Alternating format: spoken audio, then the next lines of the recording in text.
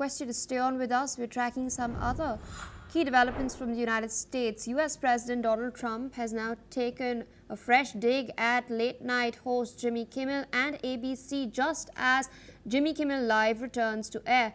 Trump has blasted ABC on Truth Social, stating that he was told the show had been cancelled and has called the network, quote-unquote, a bunch of losers. He's claimed that Kimmel's ratings are weak and accused the host of pushing Democratic talking points and even hinted at testing ABC in court, while noting that he previously won a $16 million settlement from Disney over a separate defamation case. Kimmel's show, meanwhile, was suspended last week after backlash to remarks he made about the death of conservative activist Charlie Kirk.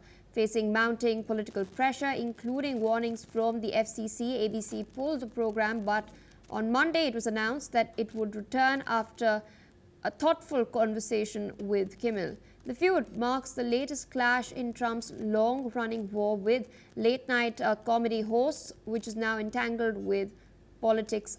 And of course, primetime television is in fact being hit by what's happening. Listen in to what some residents in the United States have had to say. To see how he would handle it, but he was actually very heartfelt. You know, he spoke about sort of, I think, his empathy for the people who, you know, felt hurt by what he said, and just his understanding for the family and the people involved, but also, you know, he didn't pull any punches. I think he was really grateful for the relationship he's had with ABC over the years. He said, you know, this was not how he would have handled things, but they did let him back on air, and then he didn't pull any punches. He made a lot of good jokes, cracks at the president, you know, the administration. So I think that was good to see, right? That he didn't feel muzzled just because of what happened last week. So it doesn't shock me. It was symbolic. They just kicked him off for a couple of days, and they're going to bring him back, and he can spew his crap. I don't care. Yeah, I've never watched him other than a few times. I couldn't tolerate him. I'm so sick of one side's opinion taking precedent. Still with us on the broadcast is Mr. Ross Feingold. So, interesting statements being put out from a lot of locals over there. We've just heard that they're glad that Jimmy Kimmel Live is returning. There was a huge hue and cry, especially with regards to leaders from the Democratic Party stating that Kimmel's show being cancelled was muzzling free speech. Trump, meanwhile, has now lambasted ABC, the network, stating that let Jimmy Kimmel rot in his bad ratings, and he's also threatened to sue. Do you think he will go to the courts again? I'm not sure what the basis for a lawsuit would be at this point. It's not clear. Is President Trump alleging some kind of defamation and slander or some other basis for a lawsuit? That being said, litigation is incredibly costly, and ABC might be willing to settle. We have precedent for that, both from ABC and CBS networks in recent months.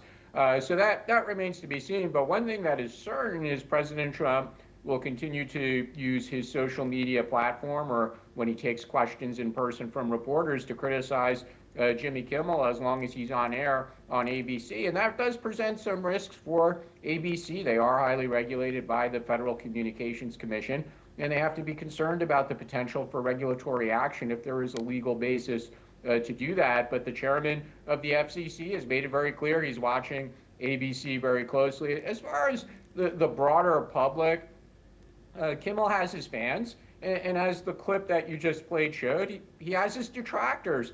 My own view is if you don't like him, don't watch him. There's no point in watching him just to shout at the TV, or you're only wasting your own time. So if he could continue to survive based on his existing fan base and advertisers, which this ultimately comes down to because it's on free-to-air television, so they require advertising dollars. If advertisers want to continue to pay to buy advertising on his show, then the show will survive. And that's just the nature of the free market, which I think, in addition to the free speech issues that have gotten so much attention, we should also keep in mind the free market issues as well. All right, so with that, I would like to thank you for taking out time, sharing your perspective with us.